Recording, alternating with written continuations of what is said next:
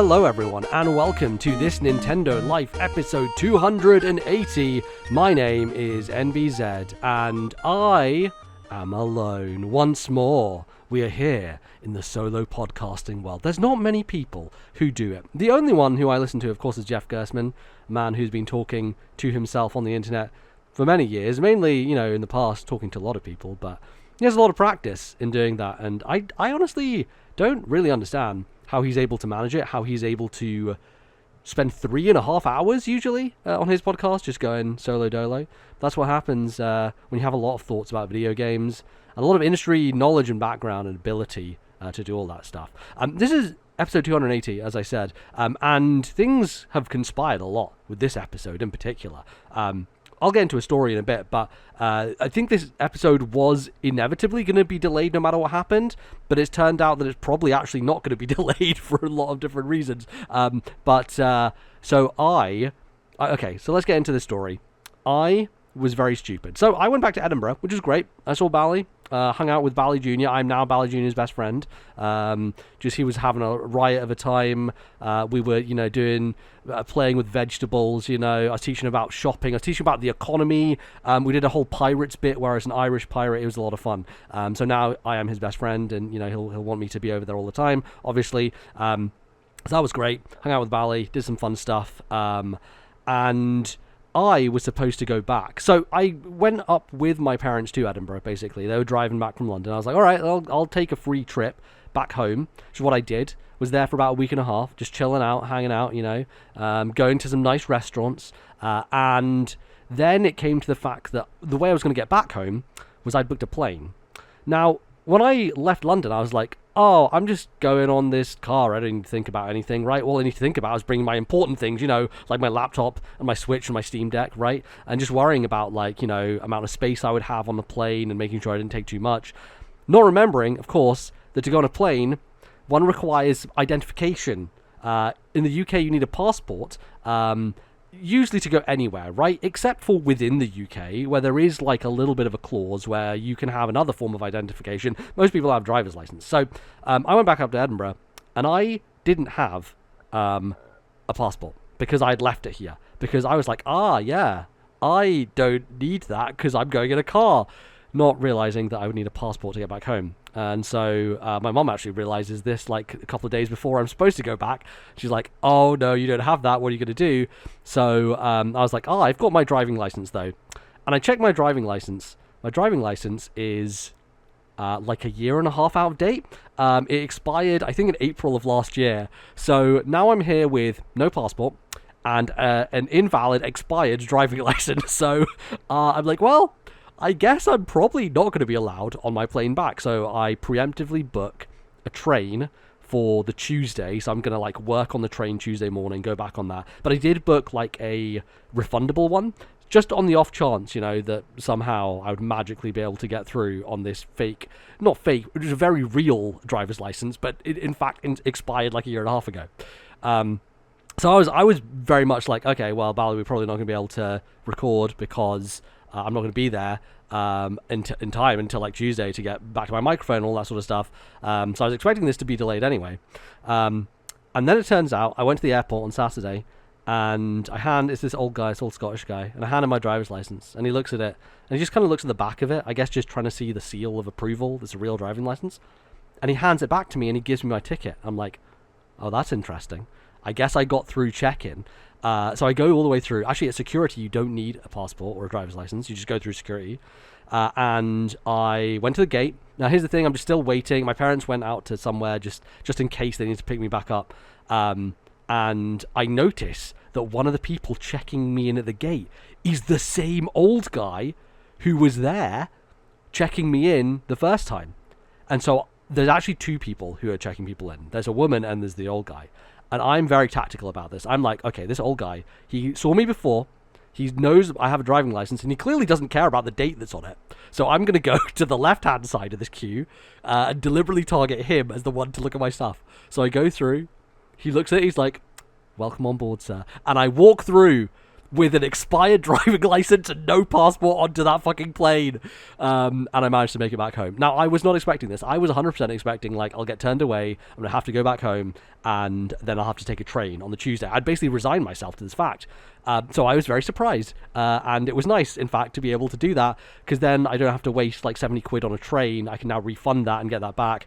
So there you go. That's my little story about my trip to Edinburgh and how I forgot my passport, but how it worked out anyway. So I guess, like, be as forgetful as myself, and things will work out eventually for you.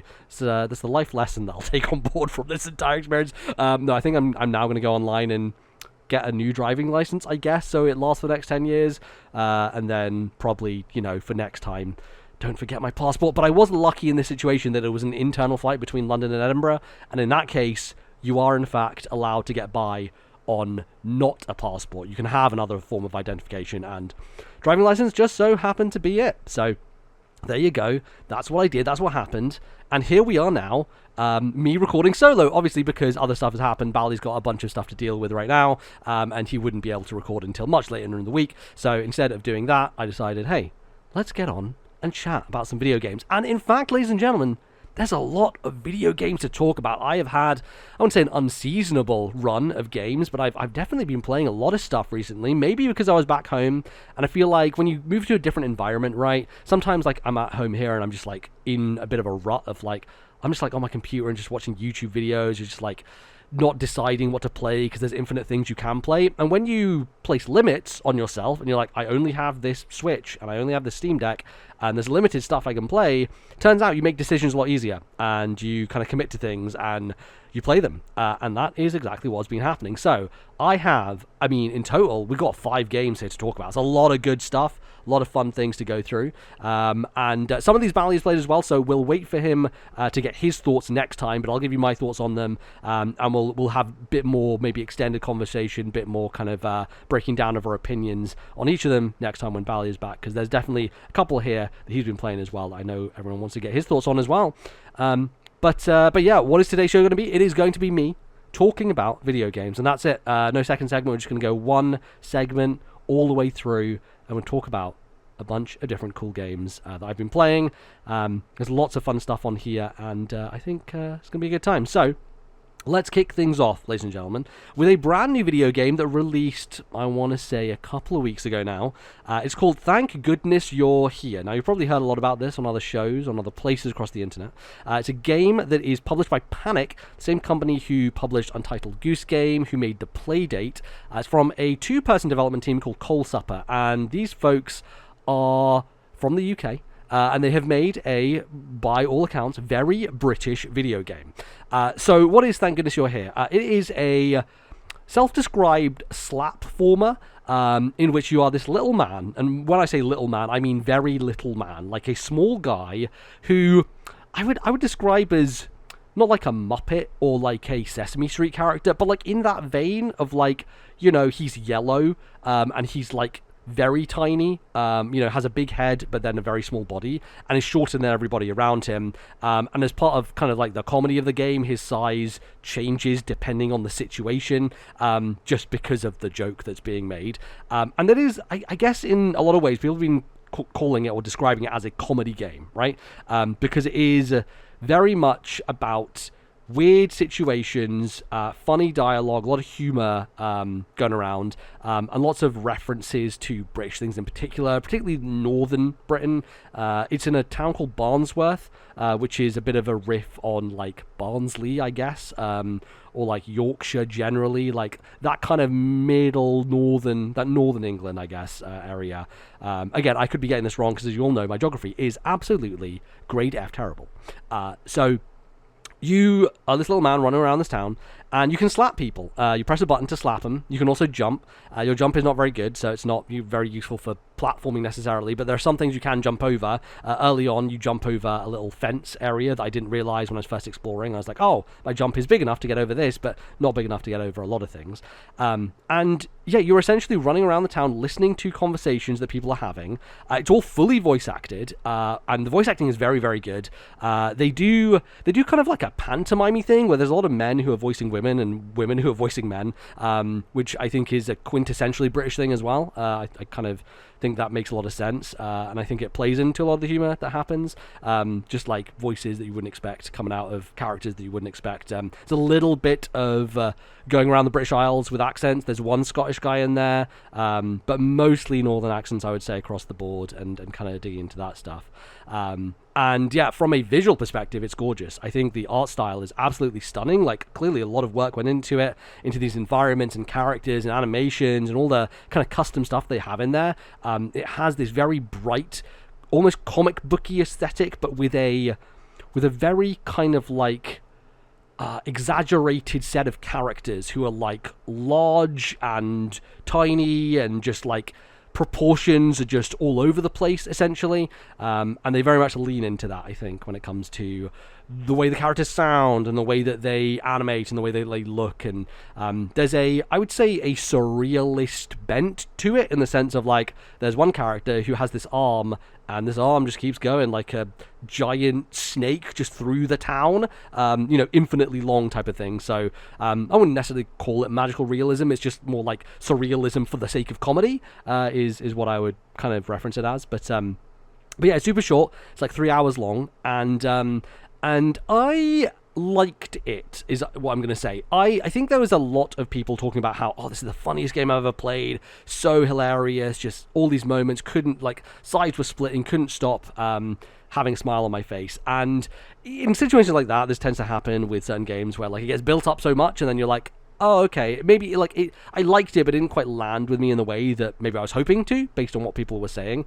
And I think it's also subjective, right? Because humor is inherently a subjective thing, and what I find funny, someone else might not at all, and what someone else finds hilarious, I might be like, that doesn't hit for me in any way. So humor being a very subjective thing, I think that makes sense, that some people are just gonna not bounce off it, but not like get as much out of it as other people are. And I think there's two camps here as well, because there's a lot of Americans I've been hearing talking about how funny they find it, and I'm not sure if they're finding it funny because of like what the game is intending to be funny, or if they're finding it funny because they just find British people funny, and like the northern accent funny, and the scenario. I don't really know like where that is, but there's a bunch of British people as well who I know find it very funny as well. So I don't know, it's an interesting place to land, and figuring out why people connect with it is tricky, but I did enjoy it, and I think that it's one of those games that to me feels more like a point-and-click adventure, I would say, than a platform. I think platform is a little bit of a misnomer, in the sense that, like, the slapping is in aid of, like,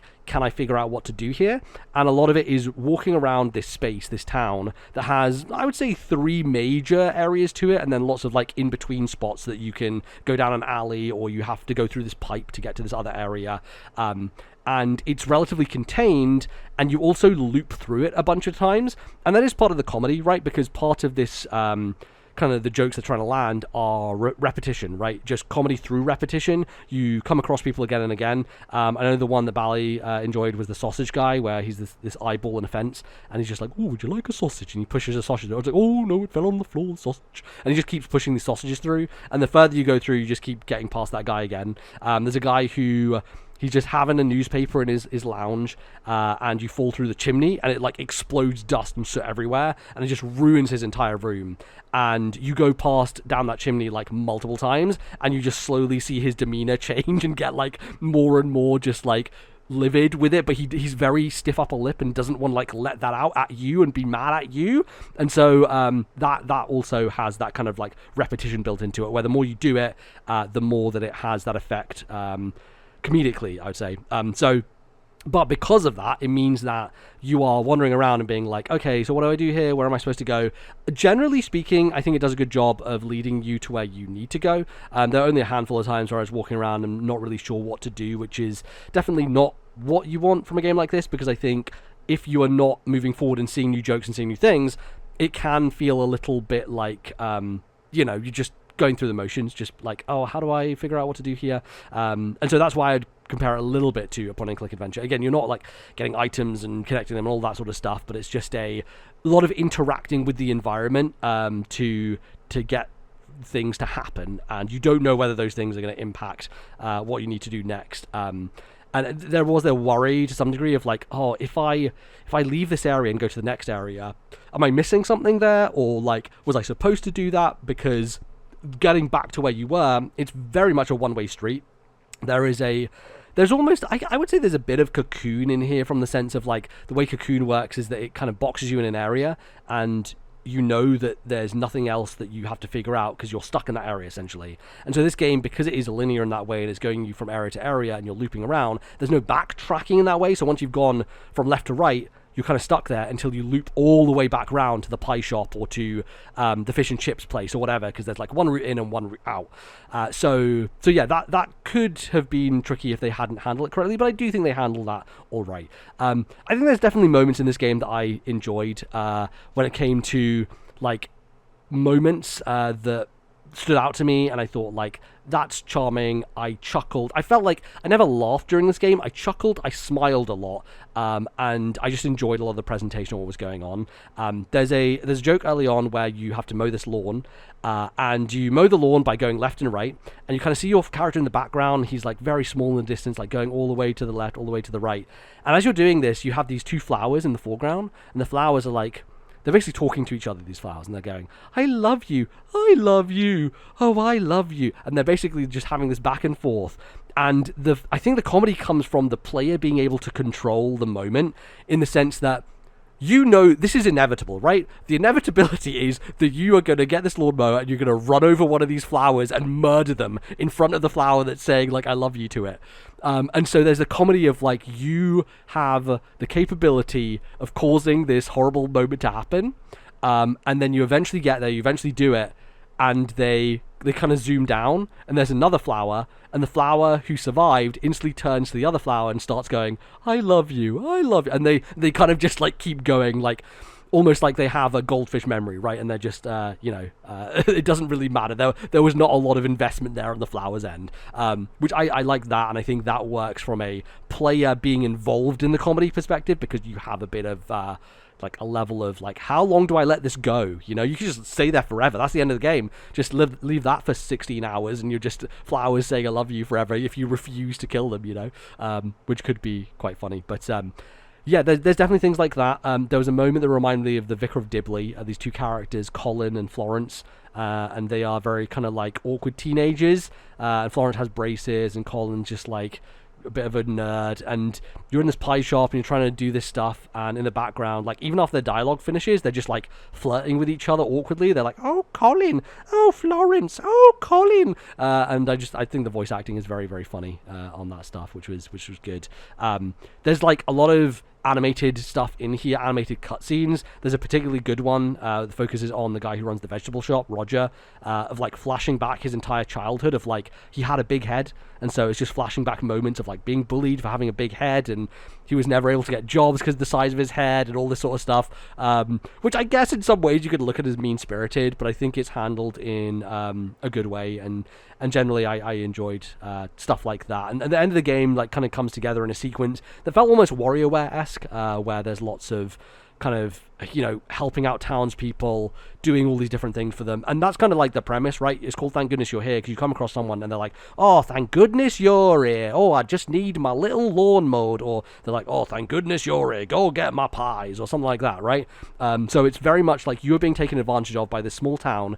And there's a little bit of like, that's what small towns in the UK are. It's just like sense of community, a sense of a lot of people knowing each other, and especially this era of, I guess, like 70s, 60s, 70s. There's a bit of the game opens with a little bit of like archival footage of that era, and so it's, I guess, a sense on like, hey, a bit of commentary on like the way that people would help each other out in community, but also making fun of the fact that like this guy is just completely being taken advantage of as this out of towner who is a kind of business guy who's just waiting to have this meeting with the mayor and just gets dragged into everything going on with the town. I thought was pretty interesting, but yeah, there's lots of little nods there if you are someone from the UK. Like, for example, there's a shop called Price Shaggers, which is basically like a corner shop type of thing, and you go inside and there's very clearly like a lottery counter that has the same mascot of the lottery in the UK, with like the thumbs up guy with like a smiley face in it. That thing, as soon as you see that, you're like, oh, this this feels like a UK shop, right? As soon as you go in there,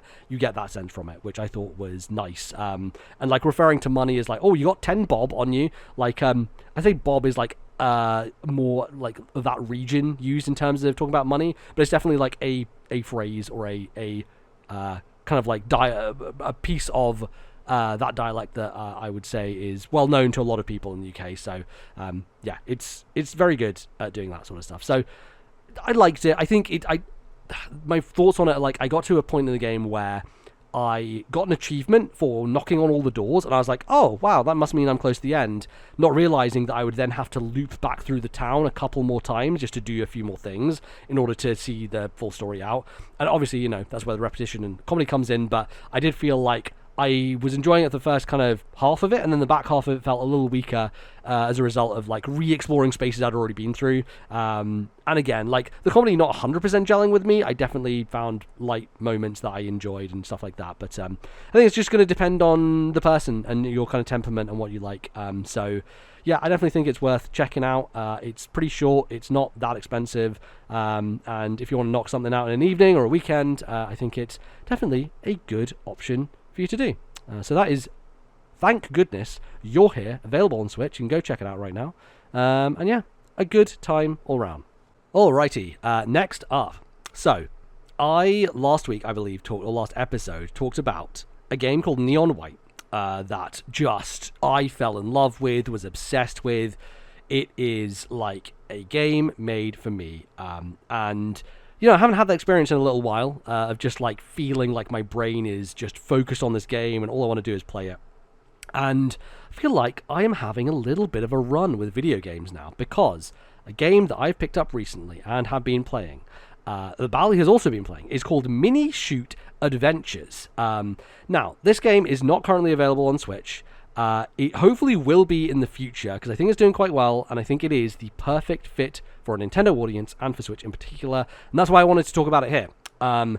Imagine, if you will, a video game called The Legend of Zelda. You heard of it? Pretty big deal.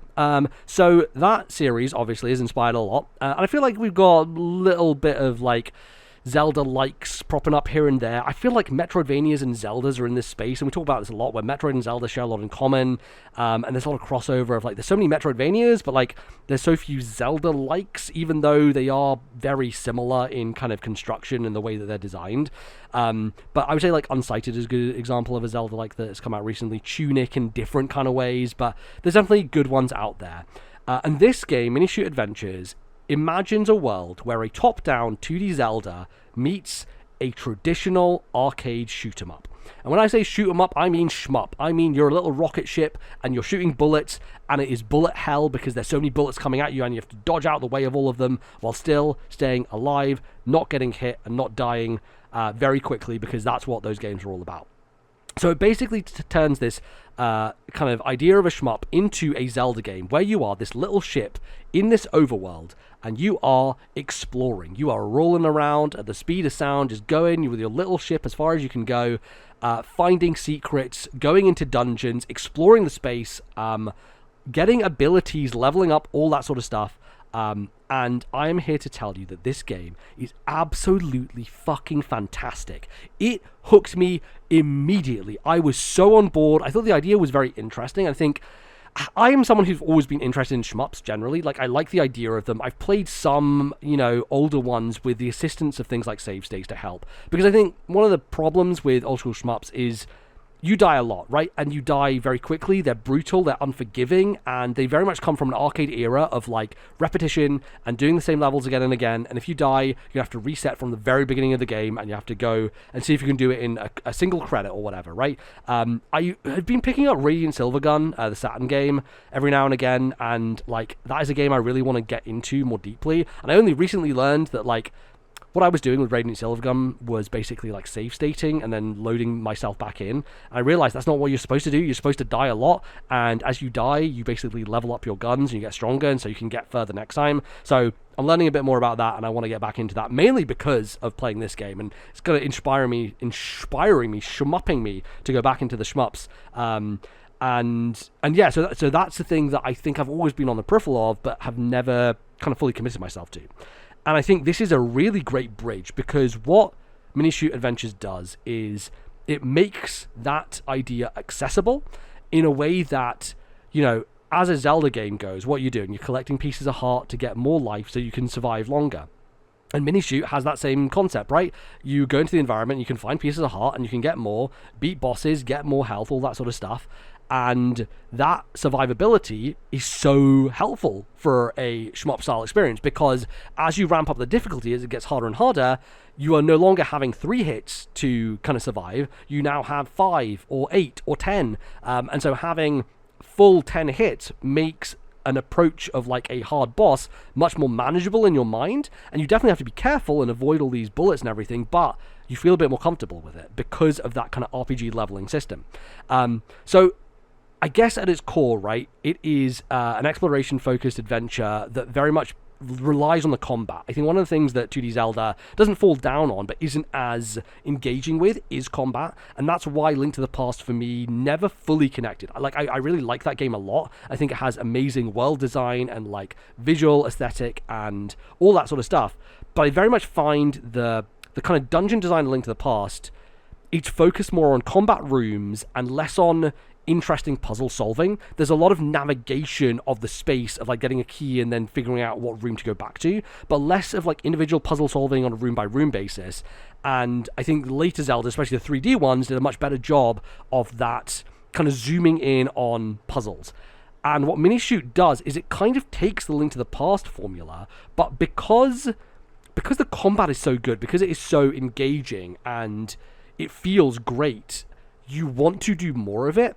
And I never felt that way about Link to the Past. And so when I get to rooms that are waves of enemies, or when I get to a room that is purely combat focused, I am much happier about it, because I just love the moment to moment of moving around, dodging out the way, and shooting at the enemies, and using that kind of like that focus of, in a shmup, you have the real aim, right, is to avoid being hit, as opposed to doing damage, right? Doing damage is important, and you should be like generally focusing your fire in the right direction, but it's more important to stay alive so that you can hopefully hit them as you are dodging out of the way. And so the main focus is like dodge the bullets, and then the other focus is make sure your gun is generally pointed in the right direction. And the game is nice in that if you have trouble with that kind of stuff, it has a auto aim assist mode. It also has difficulty levels as well, so you can play it on an easier mode if you just want the kind of Zelda experience.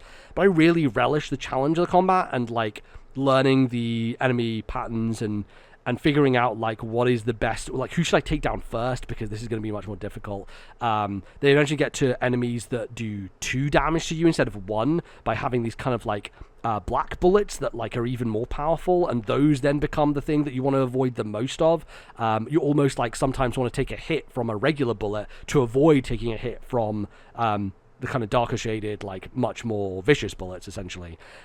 So yeah, I think that structure of dungeon, the Link to the Past style, works so much better with a game like this, where the combat just feels excellent to do and you just want to do more of it.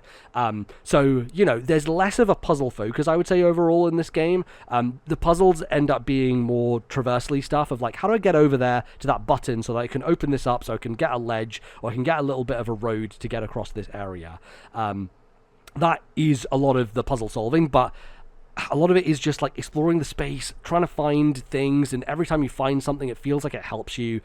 The Metroidvania kind of like RPG element comes in here in the sense that like it's like a Castlevania game in that, those games reward you for just exploring around and killing enemies. There's never a kind of drawback to just exploring and getting to a dead end, because hey, you probably killed a lot of enemies along the way, and that means that you've now leveled up. And the way that levels work in this game is you get this currency, these kind of red gems that feel really satisfying to shoot. I should say, like, at the core of this game is just an incredible feel of movement and just shooting. The sound design, the way in which bullets just hit enemies, and the way that they explode, and every time you collect currency. An amazing touch on this is, like, if you destroy an enemy and all the currency drops, there's none of this like trying to get a magnet upgrade to get it closer to you or whatever. Every piece of experience just auto collects, so you don't have to run around collecting it all. It will automatically collect for you, and that goes for some of the upgrade items as well. There are these kind of coin-looking objects, these red kind of things that you use to buy certain items in the game, and those auto-collect as well. You can get the satisfaction of collecting them if you want, which is nice. So it kind of satisfies that kind of goopy gamer brain side of somebody, but you can also just have them auto-collect, which is great.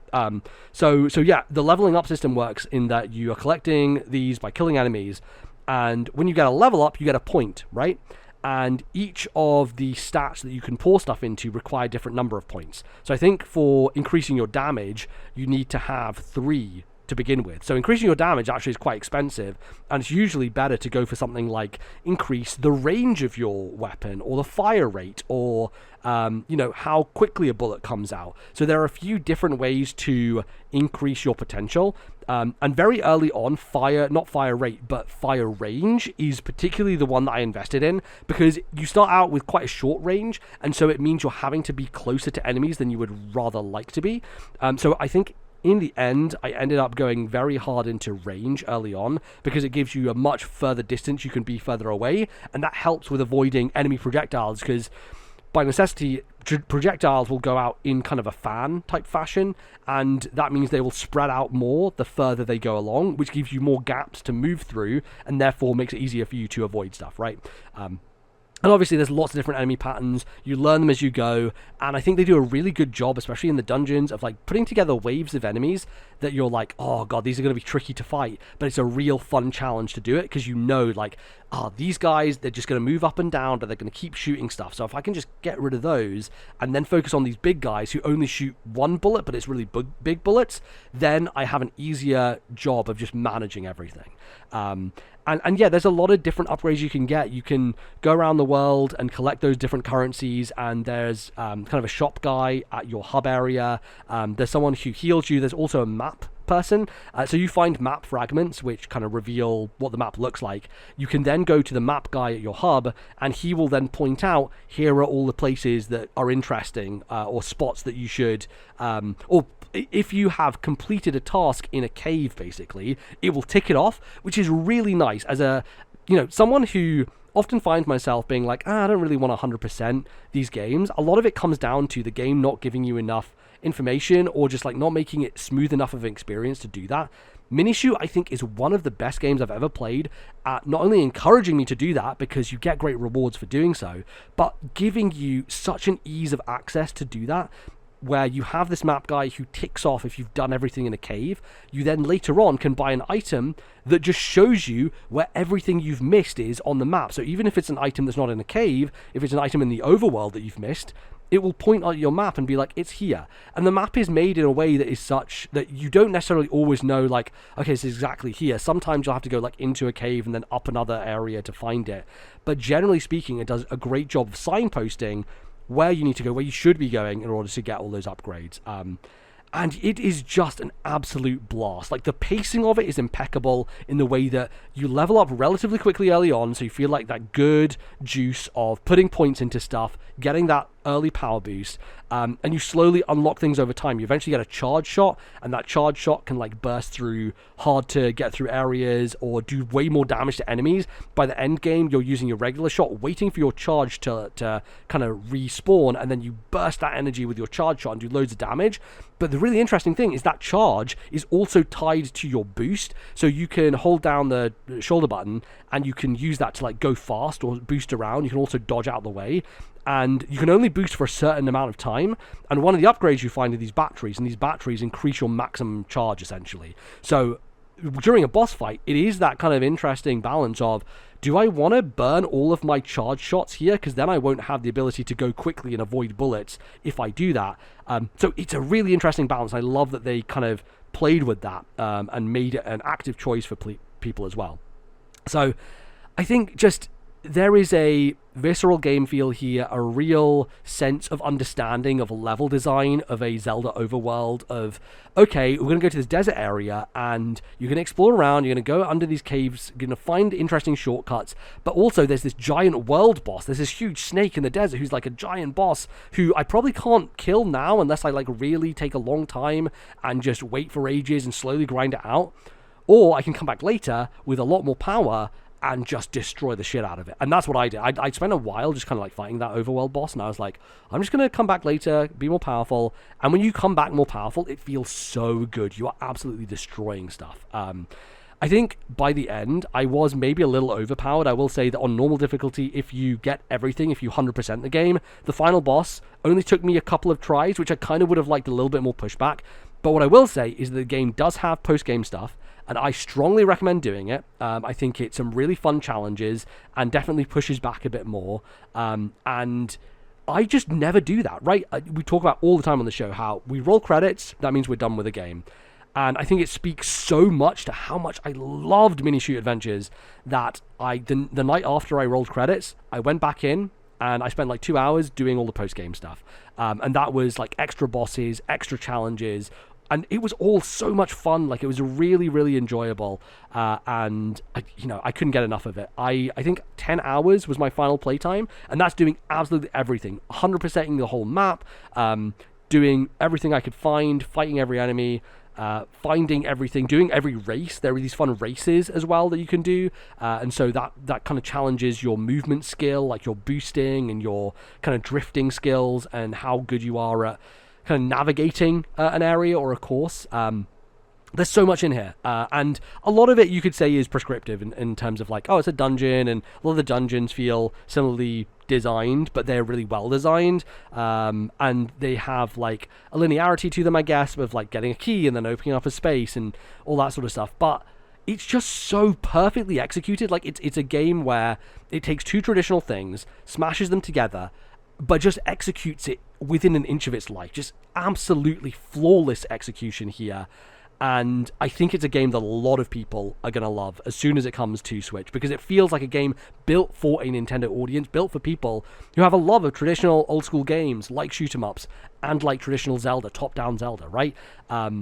Yeah, and all I'll say as well is, like, Bally's been playing this also, and he is someone who I don't associate with shmups at all. Like, I can't see Bally ever playing Radiant Silvergun, right, or anything like that. But I think that this has positioned itself in such a way to be accessible to an audience like that, and, I think that is a really cool thing. I thoroughly enjoy it, and cannot recommend it highly enough. And as soon as this gets announced for Switch, if you don't buy it, then, shame on you. This is a TNL game on 100%, I am absolutely in love with it. I'm going to be singing its praises. Shot its way to the top of my Game of the Year list almost as soon as I started playing it. So, that's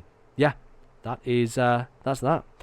All right, next up, Gestalt, Steam, and Cinder. So, this is a game that's been on my radar for a few years now. I initially saw a trailer for it, I want to say, and I saw the pixel art, I saw the style, and I was like, this looks awesome. It has a real cyberpunk kind of, I'd say, not cyberpunk, steampunk aesthetic, where it is a pixel art game, but just has incredibly detailed environments and characters. And that's the thing that I love in Metroidvanias. If you're going to give me a traditional pixel art Metroidvania, I'm always going to gravitate towards that more than any others, right? Like, I played After Image this year, I played Fist this year, obviously Prince of Persia this year. And as great as all of those look, they all have their distinct style, and like 3D is great, and I think Prince of Persia looks amazing. Fist maybe a little bit less so, a little more jank. And After Image is more of a painterly style, but the crunchiness of pixel art, like the way in which it makes things more precise in terms of platforming and in terms of feel, I'm just always going to gravitate towards that. This is a gorgeous looking game. The main character, Alethea, she has like striking red hair as well as like a cowboy hat on. I just loved her character design from the beginning, and I've always been interested in this game. Very fortunately, I managed to get a code for it from some folks over at Fireshine, so it was very nice. And I was very interested in it, but what gave me a little bit of pause was that the game was not reviewing particularly well, and I was a little bit worried about that. I was like, I was very much looking forward to it, and I saw the reviews, and I was like a little bit disappointed. But you know me, as I talk about a lot of the time, if you give me a 5 out of 10 Metroidvania, I will love it like an 8 out of 10 Metroidvania, right? And I don't think this game is that at all. I definitely think that there's things about it that people have been bouncing off of and not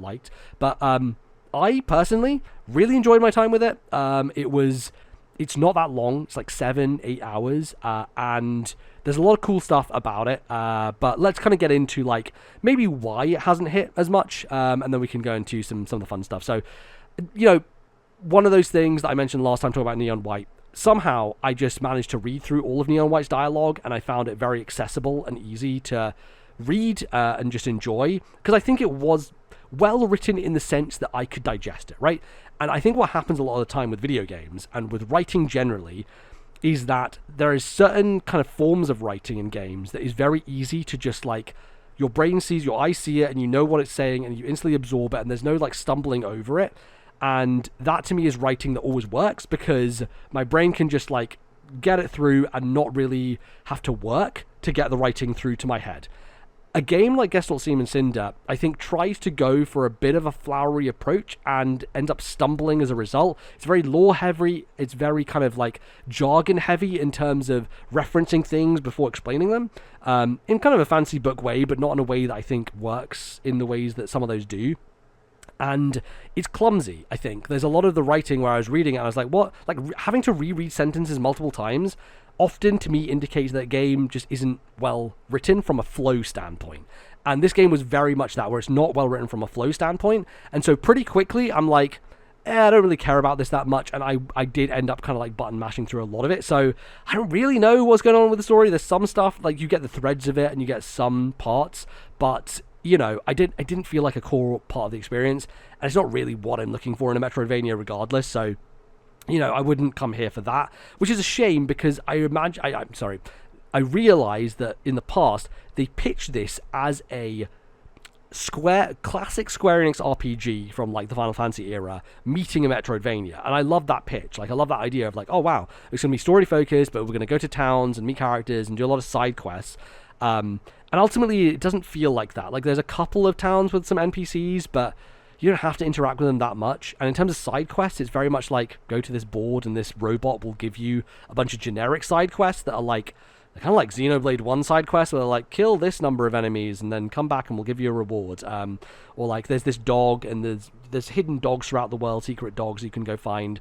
And those dogs are, I don't know, they're like a reward, I guess, but then you go to the dog and you get like not that much interesting for doing the task. So yeah, I feel like there's a lot of character that could be kind of like wrung out of this game, but ultimately it didn't really connect with me at all, and I found myself kind of bouncing off the story.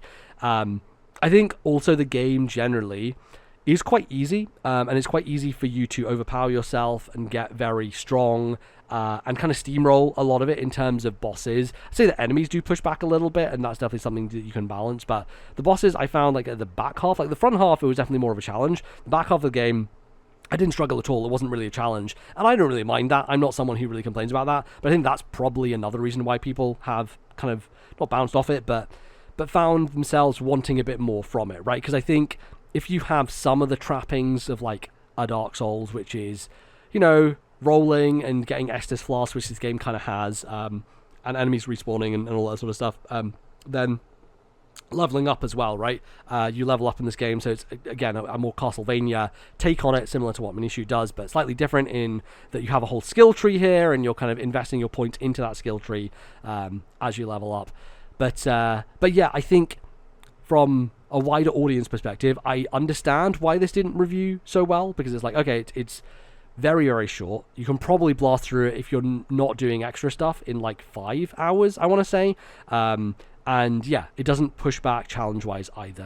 And there's, I'm going to say there's not a lot of like memorable moments or bosses or anything. There's some cool areas, like I like the aesthetic and I like some of those spots. But yeah, I think going in knowing that stuff, you'll know whether it's going to be for you or not. For me, I just had a really good time with it. I think it just has a feel of movement and a feel of combat that is snappy and instant and animates well, and is the sort of thing, like I said, I can pop on a podcast and just smash my way through it. Like, enjoy a bit of level design, where the level design has areas of opening things up and shortcuts that is well done. The map is not great. I definitely think that's something that people will kind of like nitpick as well. And the map is it doesn't really tell you anything. It shows you the block of world that you're in, and it shows you where you are in that block, but it tells you nothing else about the level design at all. It just shows you this general chunk, this area you're in, that's the one you're in right now. And like, you can move around it, but you can't see any elements of level or world or NPCs or nothing like that. So it doesn't really help you navigate very easily. And I think the game is linear enough and learnable enough from a space perspective to where you don't necessarily need that. But I think that's probably another thing that kind of bugged people about it. But yeah, I like running through, hitting enemies. You take damage quite easily from regular enemies, and so you do end up like going back, but you keep all your level ups and you keep everything you find, so death doesn't really feel that consequential. So you can just keep going back, leveling up more, and getting to a point where, you know, you can pretty easily take on a lot of the challenges that are in the game. It's one of those skill trees where you kind of want to focus on some particular things, and it's relatively linear, so you don't have a lot of choice. But you know, you get the stuff where it increases how much damage you do, or it increases your health, how much you heal, all that sort of stuff. I would focus generally on getting more health flasks, which you can do from someone in town, and then also increasing the number of bullets you have. So the core of the combat, which is kind of interesting from like a mechanics perspective, is you have your sword and you can do different combos with your sword that you can learn, but alongside that you have a gun. And initially, the gun seems like more of a puzzle-solving thing, where it's like, okay, I'm just going to shoot this, and it will open a door or whatever, or it will like maybe do a thing that stuns an enemy. But really, what it's used for later on, especially in the boss fights, is attacking a kind of stamina meter. So enemies have 2 meters. They've got health and they've got stamina. And you do stamina damage when you hit them, but you do very little stamina damage with your sword. But if you use your gun, you do a lot more stamina damage. And so this results in, on bosses, using that gun to build up the stamina damage, get that down, and if you deplete that entire bar, the boss kind of like goes into a state of recovery where they are just not doing any attacks and they're kind of static on the ground, and you can at that point just wail on them with your sword, so you can do a bunch of damage to them. And so the boss fights tend to be this dance of trying to get back enough not stamina. Stamina is a bad word to use here, because stamina is the thing that's used for the enemies, but you have a currency or a like a juice, let's call it, for your gun, where when you hit the enemies, you get that juice back for your gun. So doing melee combat gives you more replenishment of using your bullets, if you know what I mean. So it's kind of a balance of using all your gunshots, then hitting the enemy regularly to get your gunshots back, is kind of how it works. And you can max out 4 of these shots, and later in the game you get an upgrade that lets you charge the gun, so that the bullets do even more stamina damage when they hit. So the end game bosses for me was very much charge your gun, do that 4 times, get their stamina all the way done, and then just wail on them. And that proved to be pretty effective, I will say, as an end game strategy. Worked out pretty well. And yeah, I think that's part of why the game was relatively easy, because the game expects you to use this system, and by using it, you don't break it, but like it becomes quite easy. And I think if you don't have it, it just becomes a bit too spongy. So I don't know what the kind of middle ground is here, but I enjoyed it enough. Like, I liked that balance of using regular attack to charge up my bullets, and then using those, getting like a good window where an enemy's not attacking to get a full charge, shoot them, and do a big chunk to their stamina. Really felt satisfying, and I enjoyed that a lot. So yeah, I think there's a lot to like about this game if you are just someone who likes Metroidvanias generally, like me. But if you're someone who's a bit more lukewarm on the genre, and you're only looking at the best of the best, and that's all you want to play, I wouldn't say this is for you. You know, I would wait for stuff like Silksong, or, you know, the next follow-up to whatever that Prince of Persia team does, or of course the next Metroid game. Those are really the top tier of the genre, and if you're someone who's a bit more casual about it, I generally would steer away from some of these other Metroidvanias. But if you're a sicko like me, and all you want to do every day is have your brain just locked into a Metroidvania, then yeah, get on this. I think it's a cool game, relatively short, and decent-ish price, I want to say. So yeah, I'm sure it'll be on sale sometime soon. It's not currently on Switch. They are confirmed to be coming to Switch, so it's not on there yet. Currently just on Steam, but consoles are confirmed, and they will be coming probably later this year, I imagine. And yeah, I think playing this on OLED would look really, really nice. So I would wait for that and see if it suits your fancy when it comes around. But yeah, Gestalt, Steam, and Cinder, you know, I had hopes that it would be like one of the greats, but it's definitely a solid, good one. And yeah, the year of Metroidvanias continues for me, just like knocking them out. I'm having a good time, and the more I play these, the more I'm like, why do I play other genres? What's the point? You know, it's just they're just the best genre. It's just I can do whatever I want here. I feel like I play them for longer as well. And Minishoot kind of has a little bit of that also, right? Where it's a little bit of Metroidvania mixed in with Zelda. Like, the pacing of them just works so well for me. I get to an area and I'm like, I'll just start checking this out. Before I know it, I've like completed that area and I've moved on to the next one, right? So I think this is why I've got a lot of games to talk about for this episode. Is I honestly just blasted through. Like, I finished Thank Goodness You're Here very quickly because it's only a couple hours long. Minishoot, I was obsessed with and played it like constantly after work. And Gestalt was kind of the same. Like, I just constantly played it and was very quickly done with it. So yeah. I think it's solid, it's good, just check it out. Alright, let's close things out here with a pair of older games, some classics, and I guess there's a bit of a theme running through this episode. You can kind of link these games together, except maybe Thank Goodness You're Here. But, you know, Contra, as a series, I would say, has shmup elements to it in the ways that there's lots of bullets on screen a lot of the time, and a lot of your goal is to not get hit by them or dodge out the way of them. So yeah, that's definitely something that I would want to do. So one of the things that I suggested to Bally that we do when I was hanging out with him in Scotland was let's get on some co-op stuff. And the main co-op thing that I've been waiting to play for a long time is the Contra Anniversary Collection. Now, I bought this, you know, probably 3 years ago on sale on the eShop, and we just have not had a window of opportunity to get in person and play some co-op stuff. And I think one of the bummers about this is that there is no online co-op. I really want that to change. I want them to put out these collections, and if they're local co-op, like from back in the day, try and put some work into making them online, because I think a lot more people would play them, and a lot of people would get to experience that if that was the case, because we just don't live in an era where people go around to people's houses and play stuff in person anymore as much. So I'd really like that to happen a bit more, and yeah, that would be nice. But finally, you know, after Bally and I back in Brussels, however many years ago, played Contra 3 The Alien Wars on the Super Nintendo Classic, we return to the original Contra, and we had a good go at playing Contra on the NES. So Contra on the NES is interesting because from a historical perspective, it's obviously the original, and it's the one that kind of started things off. It's also an NES game, so inherently Bally and I are a bit more biased against it because it's old and it doesn't look as good or feel as good generally. But I think that there's still something interesting there, and I think the loop of Contra is still very strong here in terms of you're going to die a lot, you're going to learn a level, and you're going to restart, and you're going to try again, and you're going to get better. And eventually you're going to learn the level so well that you can get through it without taking any hits.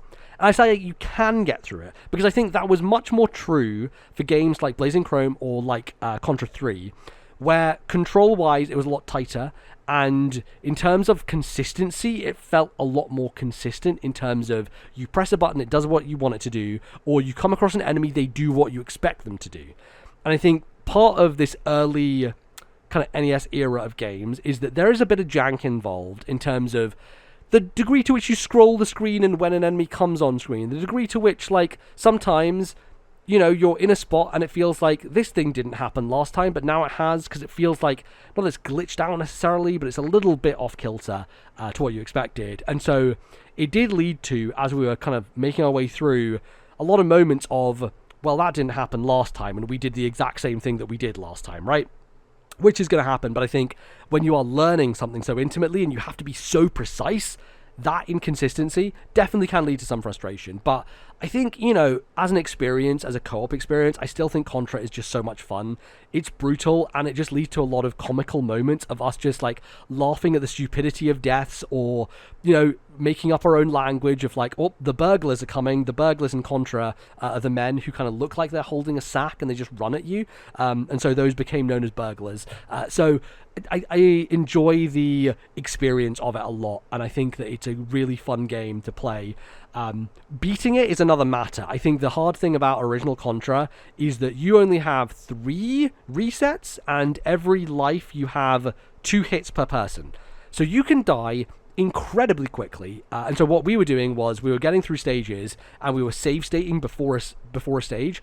And so we would just keep reloading that save state until we got through the stage.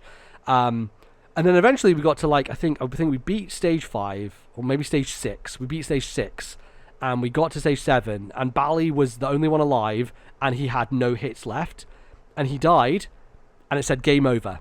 I was like, oh no, we've run out of continues. And it goes back to the main menu, and sure enough, you'd have to start the game all the way from the beginning again. And we had spent 2.5 hours playing that to get to that point thus far. And we were like, well, I guess that's it. It was coming up to midnight. I was like, well, I guess that's our experience with Contra for this time. I do want to finish it with him in co-op and go back and do that, because I do think we can do it. One of the things that we weren't able to figure out was the Konami code. I did all the input correctly, but what had happened was, before we tried to input the Konami code, I had ended up changing our controls so that jump and fire were mapped to different buttons. So what that meant was that the game thought that instead of BA at the end, I was basically pressing AA at the end.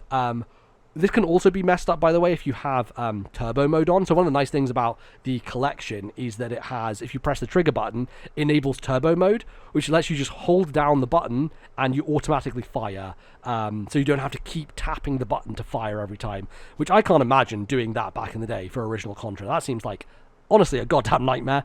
So that felt like a great quality of life thing. But if you either have that turned on, or if you have somehow changed the button layout, Konami code won't work, basically, because it doesn't know what the button's doing, or it thinks you're pressing the button a million times because it's turbo mode. So I figured out that afterwards, and so as I was at the airport waiting to see if I was going to get on this flight or not, I was like, you know what?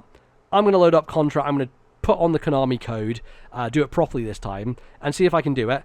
And I found myself actually doing quite well and finding it a lot easier to go through as a solo player, because one of the things that happens when you are doing this co-op is you have to take into consideration where the other person is on your screen, and if they are too far behind you, the screen doesn't scroll anymore, because it's almost like you have this invisible elastic band that is tying you together, and you can't go further than that person if they're on the other side of the screen. And so there are situations where someone is all the way further back and I can't go forward, and I'm trying to jump out the way of this thing, but I can't jump forward because I'm stuck, and so it leads to deaths. Or, two people having to consistently do a thing like getting past a set of flames, for example, where you have to lay down on the ground and then jump and then lay down again and then jump, and make sure that you're not pressing jump and down at the same time, because then you'll fall through the platform.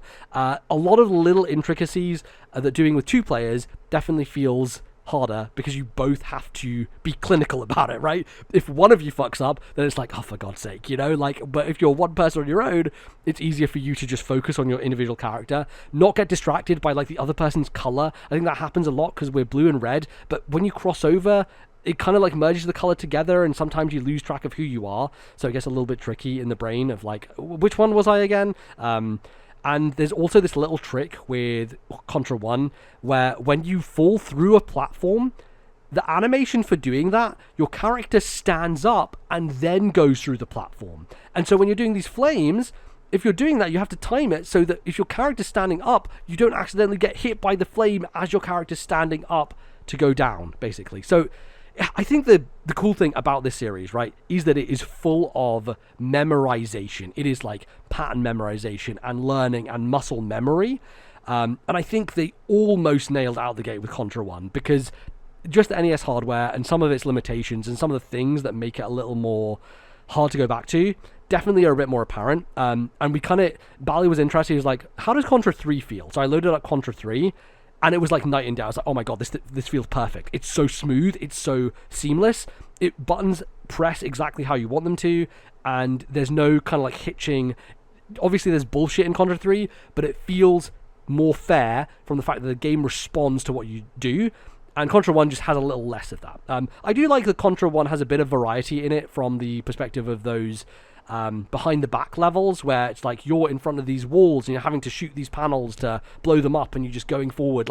The pseudo 3D that they were able to make happen in that era, I thought was very, very cool, and I enjoyed it. I think they did a great job of basically creating this sense of like this is bigger than it actually is, right? By having that there. I thought that was very, very cool, and I like those as pace changes. I also think like every level in the game feels distinct and feels like this was an idea they had and they just went for that idea, right? The first level is very basic and it's like teaching you stuff and figuring out like different levels, different planes of existence, you know, and where you should be and dropping in the river and all that sort of stuff. Second level is that behind the back one. Third level is the waterfall, which is all vertical. I was trying to figure out horizontal, vertical. I always have to think about that. I'm like, horizon, that's the one that goes across the sky. Vertical, it's very vertical level where you are jumping up. And so it's about like loading portions of the screen carefully so that you don't accidentally load in a guy who's going to annoy the shit out of you and shoot you when you're further down. And like these bomb guys who are throwing bombs, you have to avoid them. A fully vertical up the way level that I found very interesting. And then like different gimmicks that get introduced, like the flames in that stage and the ice level that has the tanks. Like there is a lot of cool stuff in there from like each level, and especially because you play them so many times, feels so memorable and distinct that yeah, it sticks in the brain, and I think that's one of those things is why Contra is so nostalgic for people, because it's just seared into their mind of having to play these levels again and again and again. So yeah, I enjoyed it a really good amount, so much so that yes, I played it at the airport and beat it, and I beat it before I'd gotten on my plane. So I was like, you know what? There's another Contra game on the NES that is here, and I could just check out. So I loaded up Super C. Super C, the sequel to Contra, which I believe was called Super C before the Super Nintendo existed. So there's a little bit of foresight from Konami, I guess. But yeah, this was not a Super Nintendo game. This was an NES game, in fact. I believe an arcade game before that. And this one, I did manage to figure out the level input. It's not the Konami code. It's a different variant on the Konami code. And so right before my flight, I just took a screenshot of like what the cheat for it was. And an interesting thing I found out was the American version gives you 10 lives instead of 30 for Super C, but the Japanese version gives you 30. So I started out playing the American version, and I got relatively far. I got to like the 5th or 6th stage, and then I just ran out of lives. The thing that I didn't realize about this 30 lives code or this 10 lives code is that it isn't giving you 30 continues. It's giving you literally 30 hits, basically. When it says lives, it means lives. And so you start off and the screen shows that you have 4 lives, but then you lose one and it doesn't go down by 1. I was like, what the hell is going on here? This seems a bit weird. But in fact, what it's doing is it's keeping track of 30 hits that you have. So you could be hit 30 times and then you die and you have to do a reset. Basically, you have to continue. And I think you have 3 continues still in Super C. But the difference here is with the American version, it's 10 lives. And so that runs out a lot quicker. So I was able to get pretty far into the game and then I ran out. And then I was like, okay, well, I see that the Japanese version, that is going to be a lot easier, because I can get 30 lives on that. So instead, I loaded up the Japanese version, which very nicely, in a separate menu on the Contra Anniversary Collection, they have the Japanese versions of all of these games, which is awesome. I'm glad that they do all that stuff, because there is differences, right? Like, I played the Japanese version of Castlevania 3, because that was the easier version. It basically, you know, back in the day, companies wanted to get a lot of money or a lot of playtime out of players, and so they would end up doing this thing where they would make the American version a lot harder, mainly to counter the rental market, because what the rental market was doing was people were renting instead of buying the games, and so they were able to play through them a lot quicker. And so people were like, well, we don't like that. We've got to counter this by making it way harder, so you can't just beat the game in a single rental, and so you would have to go back and do it again and again, or be like, well, I guess it's very hard. Maybe I'll never beat it from rentals. Maybe I should just buy it. And so a lot of American versions of video games in that era, they're just harder for no good reason other than that, than making more money for the companies. So what is usually the case is if you go to the Japanese versions, they'll have easier stuff, which results in stuff like this, where Super C in Japan just gives you more lives, just like the original Contra did. So ended up doing that, and I was able to get through Super C with the 30 lives cheat, which was very nice. Very similar game in a lot of ways in terms of its structure. It's still 8 levels, and it still has that kind of like variety in there. The difference here is that instead of the behind the back levels, you now have top-down levels that they would then go on to do a lot more with in Contra 3, with the whole rotational stuff, and like having a bit of the FX chip working there with the top-down stuff that went on in that game. This one is a lot more simple. This one feels a lot more like there are a bunch of those games on NES that were like top-down games where you're like a tank or like a little soldier just going around and shooting enemies. Kind of feels like one of those. And those levels were okay. I didn't like them as much as the behind the back ones in original Contra, but they're still decent. They're still good fun. And generally the kind of like different varied environments are like different takes on what they had in the original. Like the final level is again kind of like a weird alien thing. And I'd say this one overall has better control and less inconsistency. Feels like it's more well programmed potentially, or just like got over some of the pitfalls of the original, but it definitely felt smoother. It felt better to control, smoother, and a bit more of a consistent experience than the original. And I wouldn't say necessarily easier, but like maybe it was easier, because I was able to beat this and the original Contra within, like, you know, being at the airport and then being on the plane. It's only an hour flight, and I finished Super C before I even landed. So yeah, I definitely was able to blast through it relatively quickly. Obviously I played through, you know, the first half of it. I kind of did that with both of these, right? Played through 5 or 6 stages with Bally and then finished it in a oneer. And then with Super C, played through 5 or 6 stages on the American version, then finished it on the Japanese. So yeah, definitely good games to go back to. I just love Contra as a concept, as a series. I'd love more games like them to come out. There's not a lot of modern examples out there, and especially ones that can use online co-op, I think are the sort of thing that I would like to see more of in the world.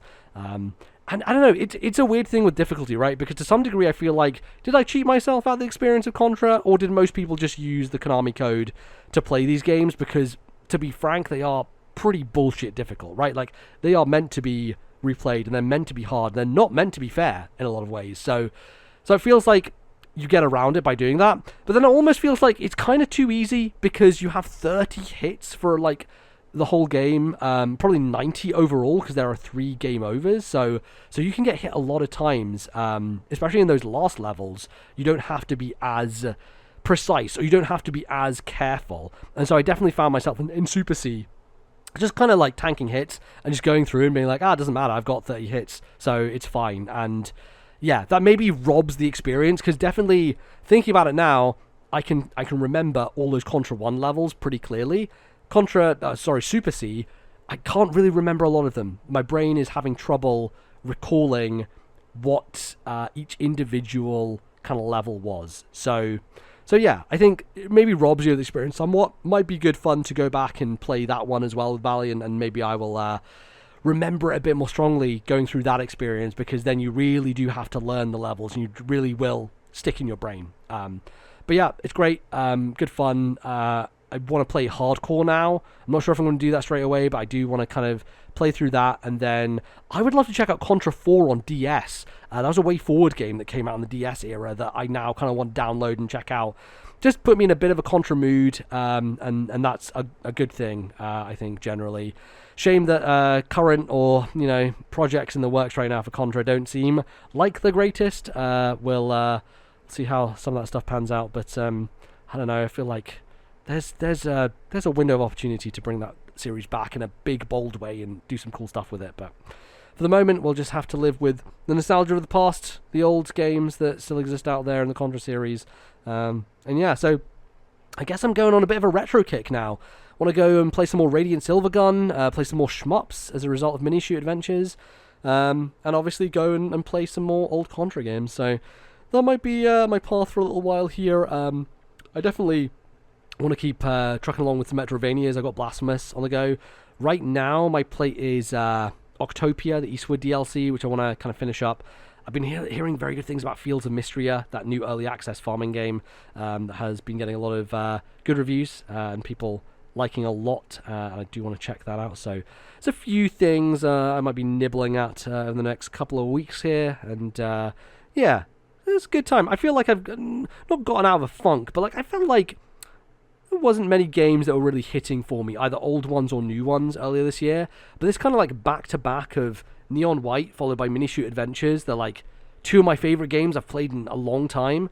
I'm back in the groove. I'm getting my mojo back, you know, which is good, and I'm glad of it, and I'm looking forward to playing some big games coming up. Obviously, we've got Zelda coming in September. That's going to be huge. We've got Astrobot. Lots of games that I'm excited about, which is a good place to be in. That's what you want. So, yeah, that is pretty much going to be it for this week's episode of the show.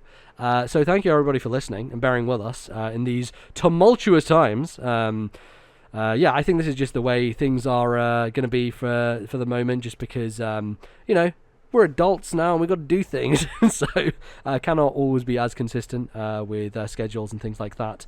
But yeah, we'll still be here every couple of weeks doing something of some sort with the show. So I'm glad that you all stick around with us and listen, and are very nice. So if you would like to check out more about this fine program that we do every week, you can go and you can support us over on patreon.com/ThisNintendoLife, where Bally, we have some patrons to thank. Oh, thanks, NBZ, I'll do the patrons. But Bally, before you do that, can you tell us the email address? Oh yes, I'll do the email address. It's thisnintendolife@gmail.com. That's it, right? Thisnintendolife@gmail.com. Fuck, I don't have to do it every week, so I don't know what the fucking email is. Yeah, I'm pretty sure it's thisnintendolife@gmail.com. So go email us. We didn't do them this week, obviously, because it's just me. But we did get a couple of emails, like 45 minutes apart while me and Bally were hanging out in person, which was very fun. So maybe the universe was like, oh, the TNL energy is here and people are sending emails in. So, but continue to send them in. Please do, because we'll get back to those very, very soon. And we'll have a lot to run through from those. So appreciate anything that you send to us. We, of course, have a place you can support us. That's patreon.com/ThisNintendoLife. You can go over there, support us, you can get bonus episodes, all that fun stuff. I'd like to thank some of our patrons, and they are our $10 plus tier patrons. And I will read their names in order as are listed on this sheet. Zach S., Thomas, Matthew, Albert, Wicked Gamer UK Allen, Turtle, Orange Thunder, and Ali T. Thank you for your patronage and for keeping the show on the road. I just wanted to let the listeners know that Turtle is spelt Terrtle. You know, you wouldn't think that the way just Bally just says it every week, like it's just the word turtle. But no, it's spelled like that. So shout out to Turtle. Also, just shout out to Wicked Gamer UK Allen, because I have to say this as well. We're revealing secrets here. Wicked Gamer UK Allen is WICKD. There's no E there. WICKD. And then Gamer is just GMR. So, you know, how do you spell Allen? I'll leave that as a mystery for you to solve on your own. Because there are many ways one can spell Alan.